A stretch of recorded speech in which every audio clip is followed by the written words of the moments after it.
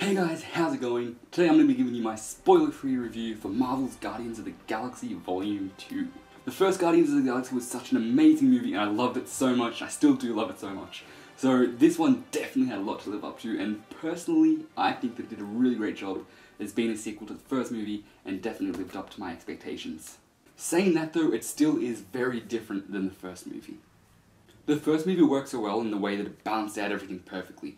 There's a lot of stuff going on, there's a lot of action, comedy, and different themes such as teamwork, and they balance it so perfectly, and that's what I really loved about it. With this movie, it's a bit less balanced and it's a bit uneven.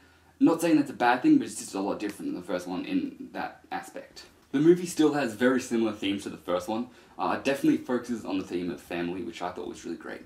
In terms of how uneven it is, I think this film definitely has a lot more comedic scenes. Now repeat back what I just said. I am Groot. No! No, that's the button that will kill everyone! Try again. I am Groot. Mm-hmm.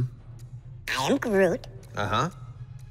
I am Groot. No! And also, there are quite a few more serious, intense scenes compared to the first one. In the first one, most of it was pretty comedic, and there wasn't really as many kind of dark and serious scenes. This one has a few of them, and I think they work really, really well.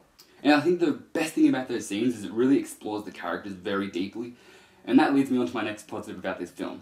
So since the characters are already set up, that means that in this movie we get to explore them a lot more, and that was really, really awesome how they did that. The only problem that I kind of had was that some of the character arcs that the characters go through are kind of really subtle, but at the same time we learn a lot more about the characters, and it just works out really great, especially because of the cast, who did an amazing job at portraying all the characters. The actors in this movie are really great. There's no cast member that can't act in this film. They're all really, really top-notch, amazing actors. The original cast were of course great as usual, and we had a few new characters such as Kurt Russell. He was really awesome in it. He had such an amazing role in this film, and even just his presence in each of the scenes is really, really awesome. I don't want to give any spoilers away, but yeah, he's just a really cool character. And who the hell are you? I'm your dad, Peter. And even Michael Rooker, I think that's how you pronounce his name, as Yondu. He was of course in the first one, but we definitely see a lot more of him in this one, so if you're a fan of the character, definitely get excited for this one, because he's such an amazing character in this film. The only character that didn't really live up to my expectations, I was really excited to see her because I've read about her in the comics, was Mantis. She doesn't really play a huge role in the film, and I wish they would have explored her powers more and stuff like that, but at the same time, we'll probably see her in future films, so I'm really excited for that. Now, like the first one introduced so much wacky stuff into the MCU. You know, there was a talking tree, there was a raccoon with a machine gun, just aliens walking around. It's really awesome. And this film doesn't hold back. We've already established that the MCU has some pretty crazy stuff in it, and this film just doesn't hold back at all. James Gunn has just gone all out and created such a wacky and insane movie. And I always love when Marvel movies aren't afraid to do that, because after all, they're comic book movies. You know, they're not meant to be taken too seriously. They're meant to be, you're just meant to go in, have fun with them, be entertained, and that's pretty much it. And that's what it does. That's what this movie does perfectly. There are so many fun things about this movie that I don't want to go into because I don't want to get into spoilers, but you definitely have to see them for yourself. It's a really cool movie. Groot, put your seatbelt on!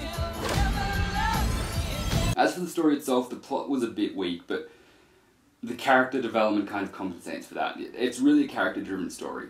The first movie has a pretty strong plot, but this one is more just character-based, which I thought wasn't a bad thing at all. Because with a movie like this, I think it works a lot better when you have these such complex characters and such interesting characters. It works a lot better than having a film kind of like Civil War.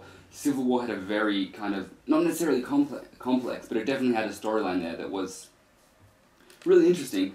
But this one's definitely character-driven, which I thought worked really well for these type of characters in this type of movie.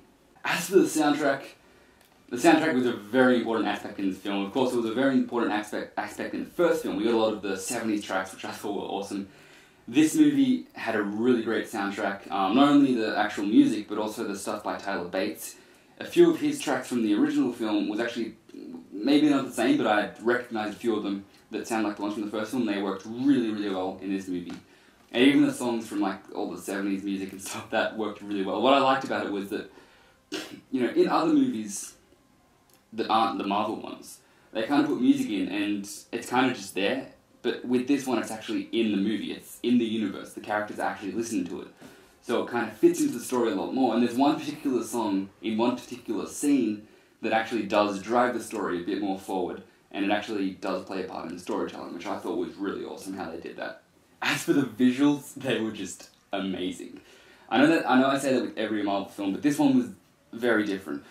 I know there's been a few complaints recently about the Marvel color palette in terms of the colors look kind of dull in movies like Civil War and Avengers, but Guardians of the Galaxy really amps up on the colors and the saturation and everything like that. It just looks really amazing on the big screen, and especially in 3D. If you have the chance to watch this in 3D, I mean, it's not too big of a deal if you're watching in 2D, but it's 3D kind of does add some cool effects to it, especially in some scenes. And yeah, the colors just look amazing, the visuals are awesome. So yeah, the CGI was really, really good. I'm not too big of a fan of CGI myself, I prefer practical effects, but at the same time, you know, there's not much you can do about it, but with the CGI, it just worked really well. It looked really realistic. There was one particular scene, I'm not going to tell you who, but like there's one character where we see them younger, and it's like they use that, like the stuff they use in Ant-Man and Civil War, where they made Hank Pym and Tony Stark look younger, and they did it in this one, and honestly, I think they've reached the point where I couldn't even tell that it was CGI. I thought it was actually the real person. I'm like, how did they do that? Like, I was just so kind of indulged in the movie that I didn't even realize it, and it was just, that just shows that the CGI that they've used in this movie is so advanced and amazing, and it just works so well. And yeah, the visuals in this movie are just spectacular. I don't know how else to fucking explain it. It's so awesome.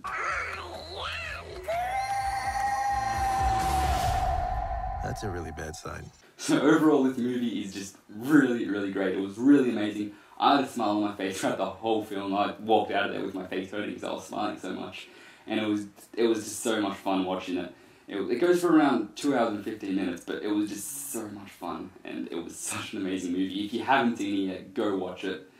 I know that it hasn't come out in America yet, but just fucking buy plane tickets or something, because honestly, it's so much. It's very worth it. It's so cool. So yeah, make sure you comment below what you're excited for in the movie, or your favourite character in the movie. Please don't put any spoilers. And if you comment that, I'll choose one of you to give a free poster to. It's a small poster, but I do stuff like that before, and I guess you guys kind of deserve it, because I haven't actually uploaded in ages.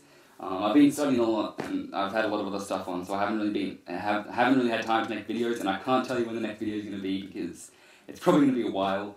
But I'll try to make some more Spider-Man videos, since Spider-Man's coming out soon, and he's my favourite character, so I'm super hyped for that. But yeah, thank you guys for watching. Make sure you leave a comment, like, share, and subscribe, and I'll see you guys next time. Bye.